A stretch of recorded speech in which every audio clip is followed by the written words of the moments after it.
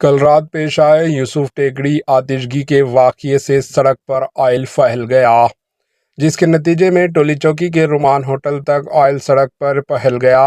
آج صبح سویرے آئل سڑک پر گرنے کی وجہ سے کرناٹکا RTC بس نے اپنا توازن کھو دیا اور ایکٹیوا سے ٹکرا گئی، جس کے نتیجے میں ایکٹیوا پہ سوار نوجوان زخمی ہو گیا، جس کے علاج کے لیے کعبہ اسپتال منتقل کیا گیا۔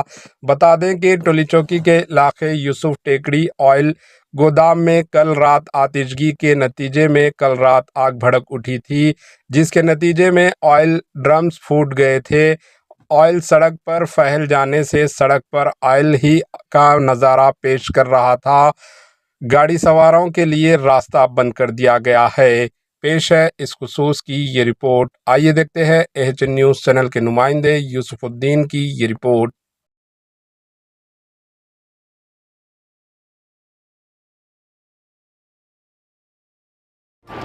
AHN نیوز کو لائک کریں، شیئر کریں اور سبسکرائب کرنا نہ بھولیں۔